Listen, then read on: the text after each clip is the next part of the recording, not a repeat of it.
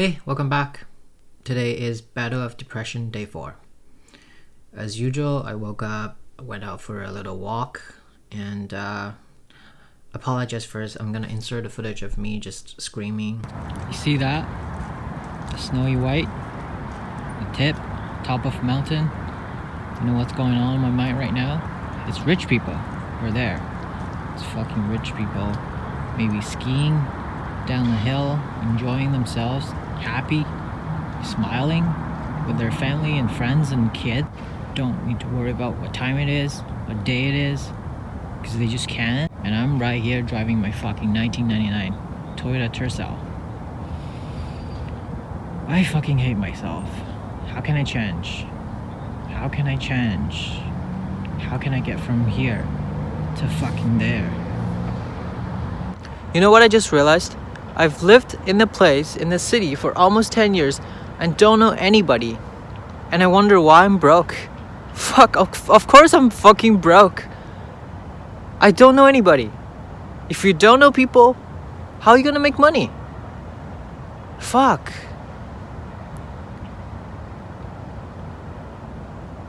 Everything I've been doing is wrong. What the fuck? What the fuck happened? Fuck, I'm so lost. But I'm not really. Man, just look at that. Look at that.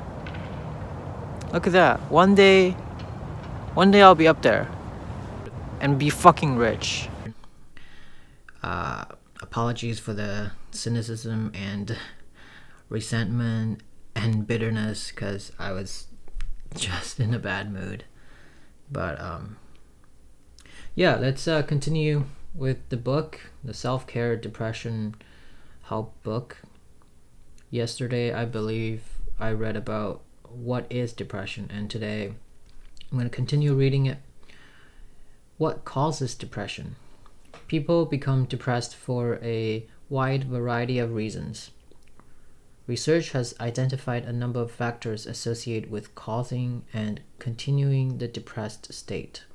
The diagram below shows the 5 major factors: situation, thoughts, emotion, physiology, and action. Each of these areas of your life can play a role in the development of depression, and depression itself can have an impact on all of them.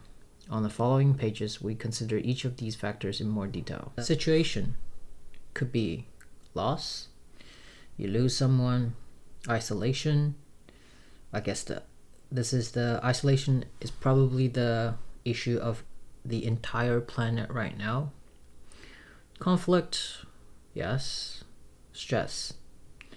And then going from situation to thoughts. Because you or I am in that situation, I guess we formulated some thoughts, some negative thinking thoughts in our mind. Harsh self-criticism. Yeah. Unfair and unrealistic. I don't know about unfair. Who are to judge which is fair? What is fair? What's not fair? Unrealistic. It feels pretty real to me, so I don't know, maybe I'm wrong. Then continuing, going from thoughts, there's a arrow going to action. Social withdrawal. Yeah. Reduced activity level. I try not to, usually. Poor self-care. Poor self-care. Did you mean clean, like taking shower and clean your face and putting cream on and brush your teeth? I never, even at my worst state of mind, I still try to do those. Because I can't stand watching myself deteriorating. And then emotion, discouragement, sadness, despair, numbness, anxiety.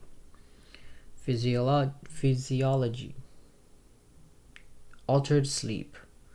That happened a lot, but when I was working, I'm fine, because the work schedule forced me to have a very regular body clock. Low energy. Yeah. Changes in brain chemistry. That I don't know. I don't have a machine to scan myself. Situation. Depression is often triggered by very stressful life situations. Yeah, if your attempts to cope with these situations by improving or accepting them have not been successful, you may begin to feel overwhelmed and hopeless.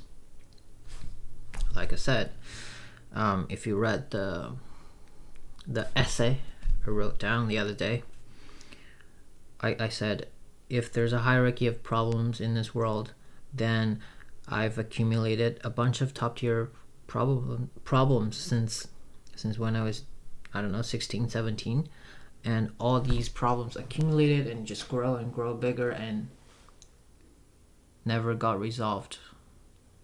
And now they have evolved to a gigantic problem that seemed just overwhelming to me. Then the risk of a depressive episode increases. Yes, some situations that can be associated with depression include major life events, particularly involving loss. Events such as death of a loved one, moving, divorce, financial setbacks, or job loss are major disruptions in one's life. You know, I didn't know that's major life events. I thought that's just something I do, people do, and it's like, oh, it's like equivalent of eating a hamburger or going out for a walk. That's so stupid. Events such as death of a loved one. She didn't die, but she disappeared. It's just same as death to me. Moving. Right after that, I moved across the globe. Divorce. That was my parents. Financial setbacks. Yeah, I don't feel anything right now. Lack of contact with other people. Social isolation is a significant risk factor for depression. Really? Are you saying the entire planet is going through depression? I guess not. Some people are not. They're not prone to getting depressed. Relationship conflict. Times of conflict in personal relationships, whether marital or family, are extremely stressful and can contribute to the onset of depression. Again, family relationship never got resolved. And it seems like I'm the only one who's trying to mend it, fix it, but the other party doesn't seem like she is interested in doing anything to just, and not only not interested, but also trying to sabotage what I'm trying to slowly build up. So, fuck you. Stress related to your job. This can take the form of employment uncertainty, not knowing whether your job will continue. Friction with supervisors and coworkers, or overwork. Human beings were never designed to work 16 hours a day, either in an occupation or around home. I never worked 16 hours a day, but I guess because it's a physical demanding job or whatever, labor intensive job, whatever you want to call it.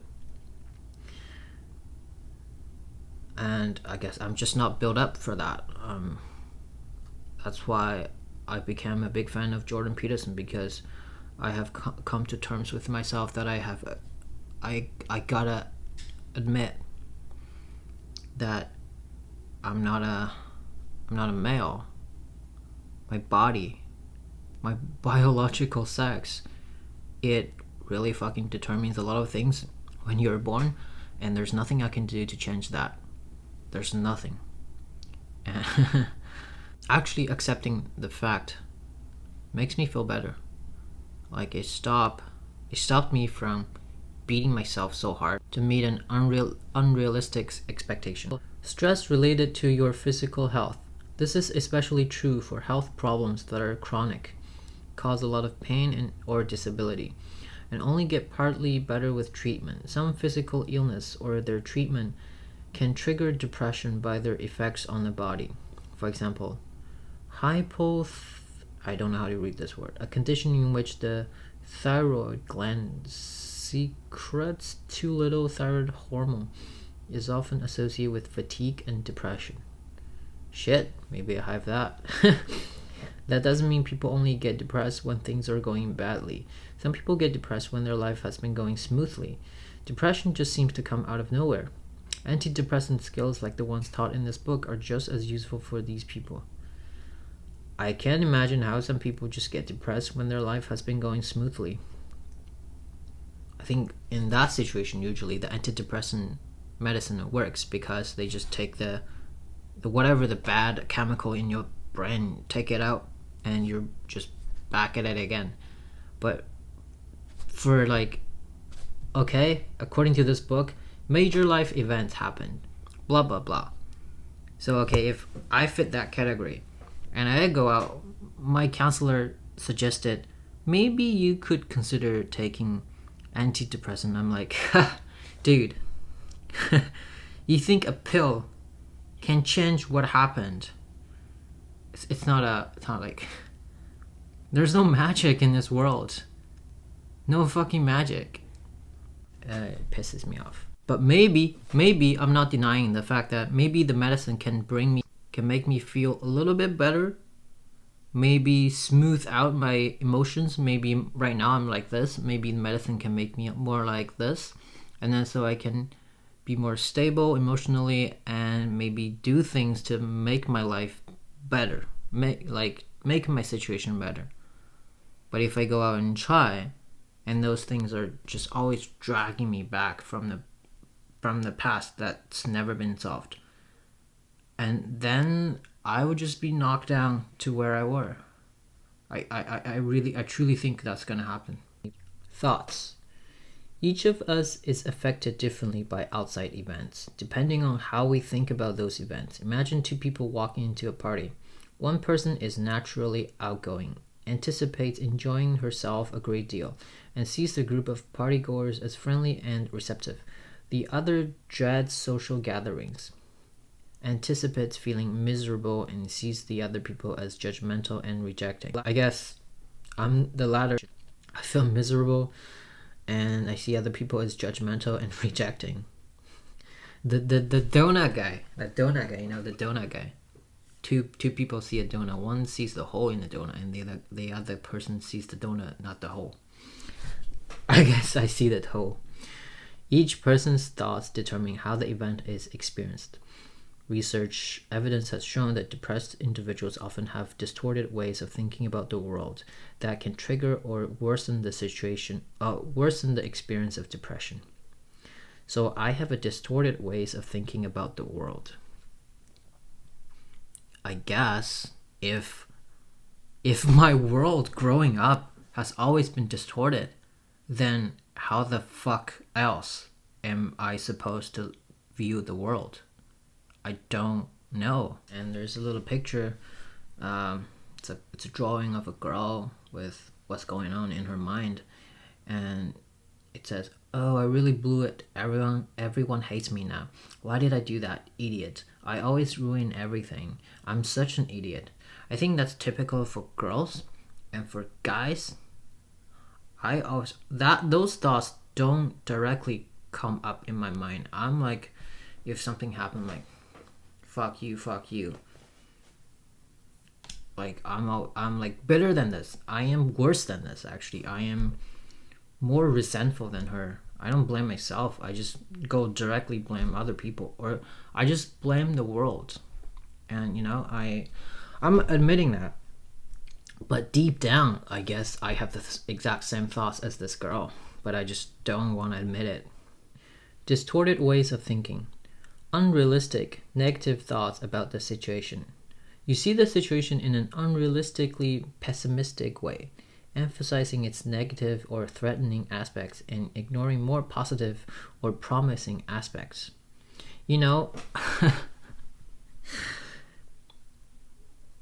this has to be trained.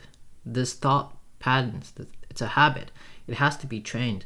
If I really wish somebody would taught me how to think positively, because you can't just read a book and okay, you see the situation, blah blah blah, you shouldn't see the situation in this way. You can't just read a book, read a few sentences, and like boom, now I see everything as rainbow and sunshine. Doesn't happen. And if me as a kid, first of all, the way I see the world has always been distorted, and then I've always been indoctrinated with the pessimistic, the negative thought patterns all those years.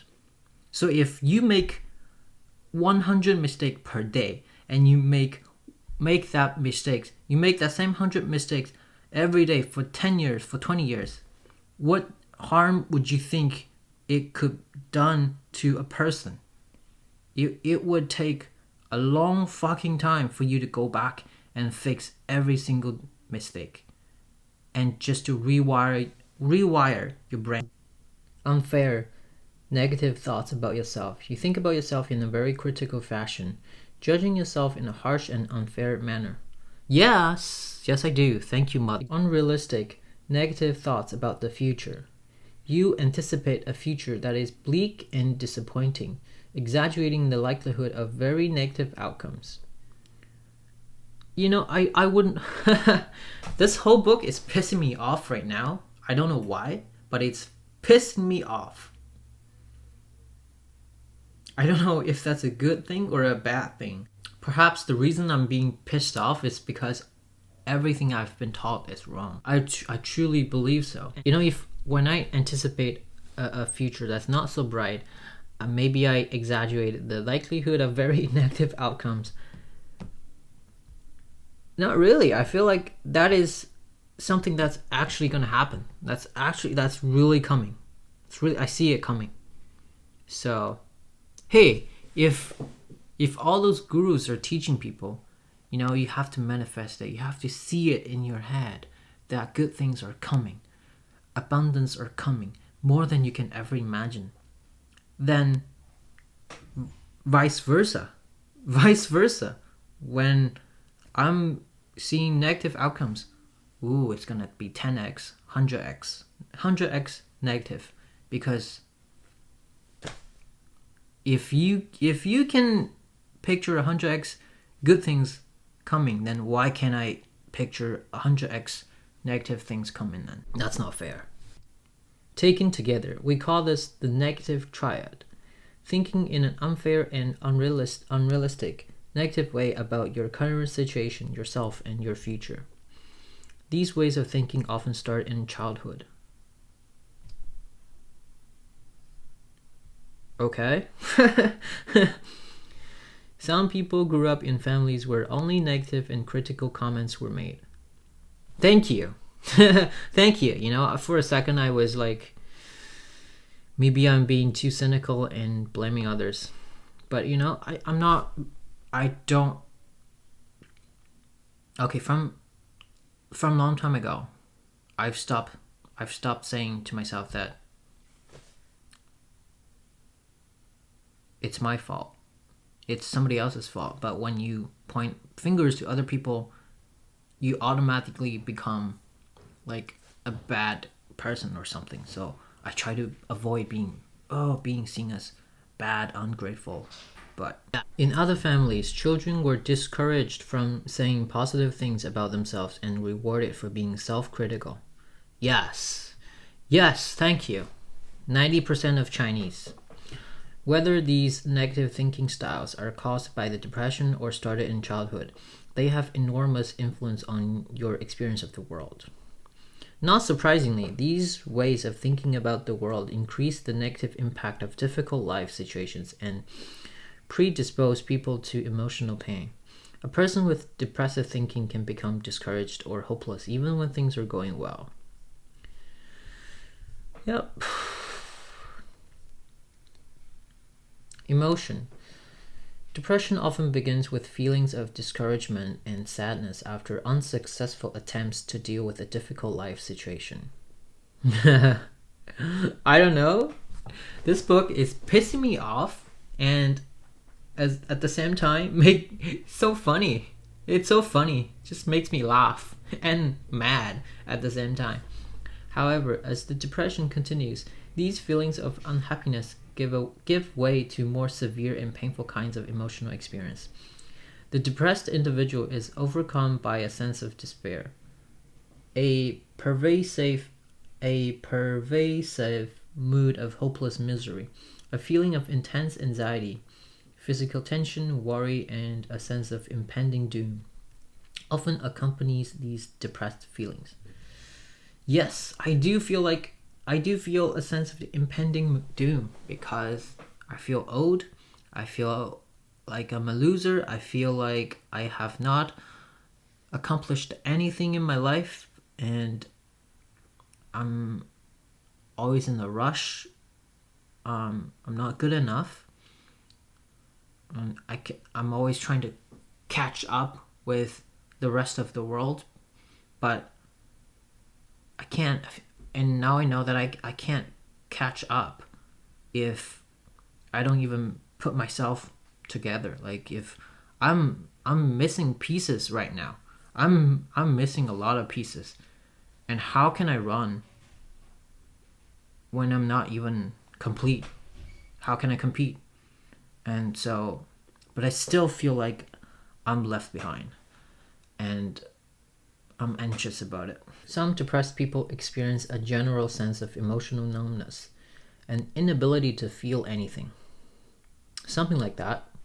It is as though the psychological pain has become so intense that your mind simply switches off your emotions, like a circuit break. Sometimes, if I feel like the pain is too much,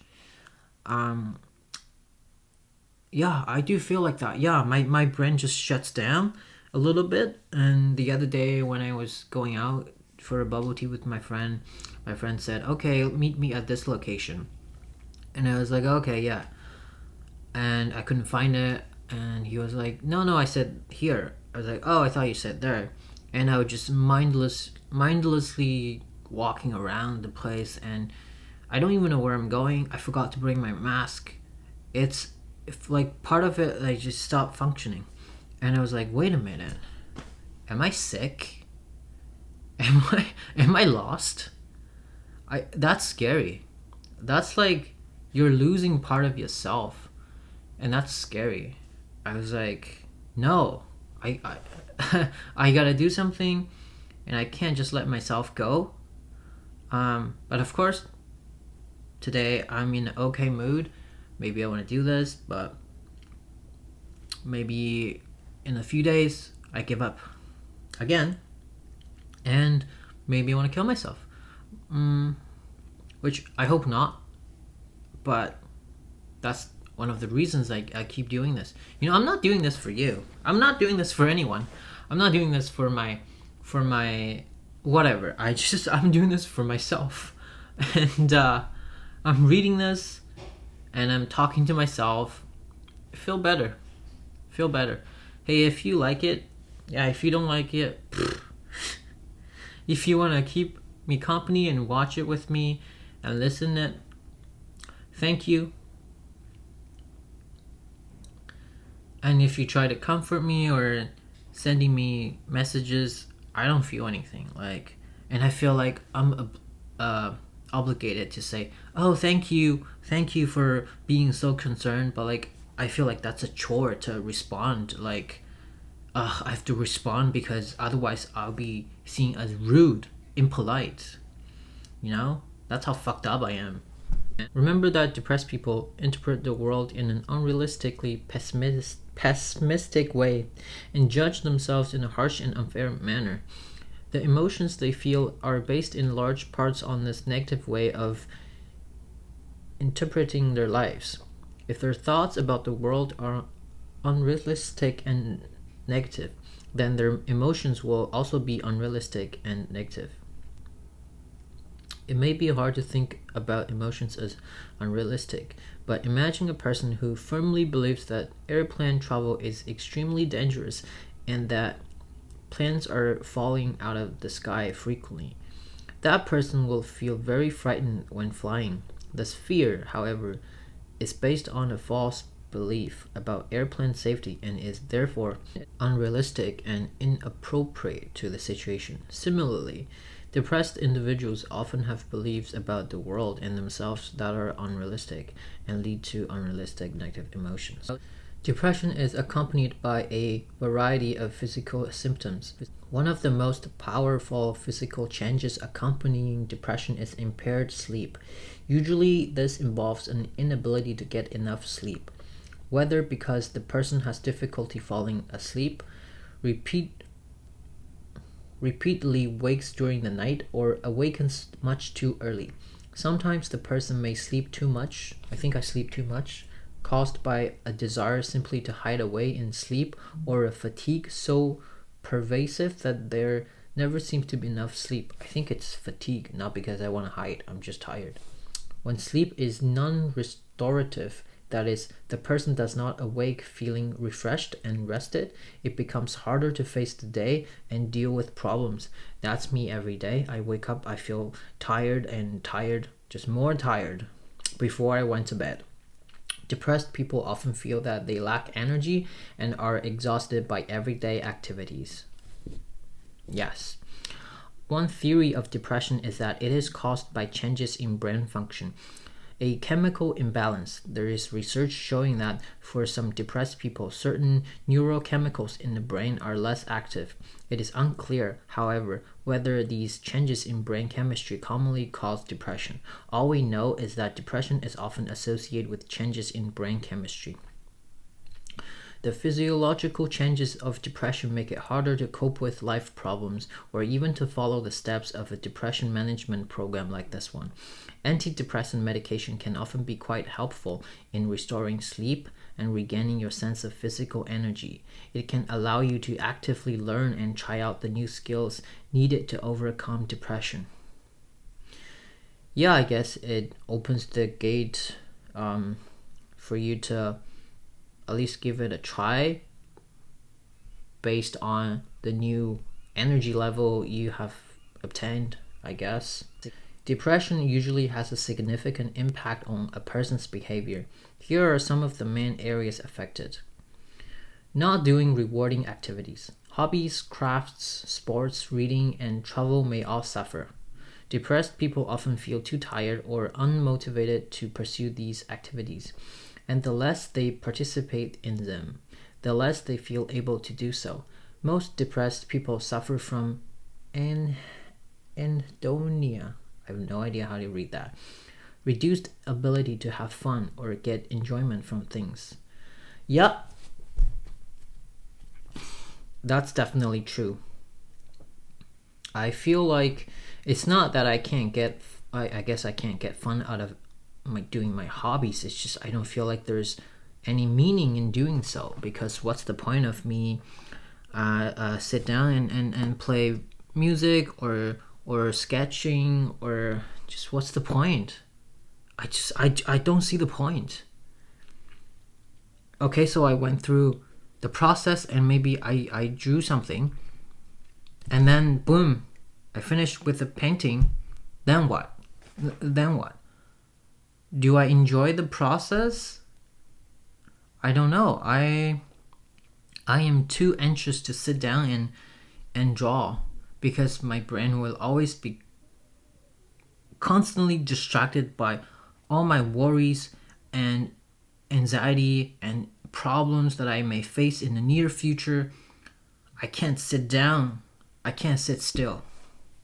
Why would you go to the movies, engage in hobbies, or do the things you used to enjoy if you didn't think you would enjoy them? Right? Inactivity becomes a habit. As a result, the depressed person no longer receives the personal satisfaction provided by these activities, further contributing to the sense of discouragement. Not taking care of yourself. Activities designed to maintain one's body and appearance are frequently neglected. Depressed individuals may take less care in personal grooming or dress than usual. In addition, exercise is often reduced. This involves formal fitness activities such as jogging or simply walking around the neighborhood. I mean, I still walk around because I don't want to just lying in bed all day. That would be accelerating death. Eliminating exercise contributes to depression by removing a powerful source of physical well-being and increased self-esteem as well. The depressed person often has disrupted eating habits, whether this means inadequate intake, forgetting to eat related to a lack of appetite, or overeating as a form of self-comfort. Not doing small duties.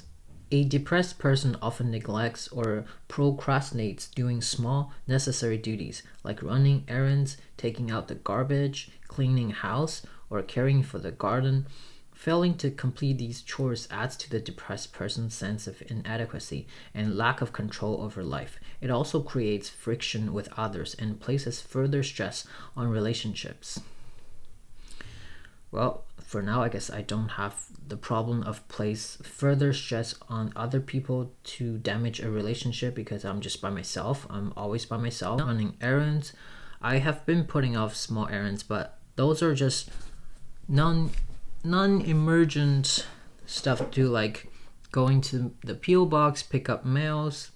It's not like I don't even know if there are mails come in. I don't know. Like, nothing right now is urgent. Why would I go? Taking out the garbage. I don't know. It's like pissing down rain outside and windy and fucking cold. I don't want to go out. Cleaning house. Well, I am moving soon, so towards the end of the month, I'll clean the house. Withdrawing from family and friends. Social invitations are refused, phone calls are ignored, and habitual get-togethers with family or friends somehow just don't happen. You know, this whoever wrote this has the audacity to assume that people are privileged enough to have social invitations, phone calls come in, and habitual get-togethers with family or friends. None of that exists. None of that exists. This pisses me off. Social isolation is a strong contributor to depressed mood, taking you away from the warmth and sense of connection to others. I'm dying to connect with other people. Are you fucking kidding me? I'm dying. Basic to all of us. Depressed people often believe that others have no interest in their company given how miserable or emotionally flat they are feeling. Nope, I don't think so. I'm dying for somebody's companionship. I can't find anyone because they're all fucking flakes. Okay, that's it for the section of today. Battle of Depression, Day 4. I read about the section on what causes depression, and the conclusion is it pisses me off and it's hilarious.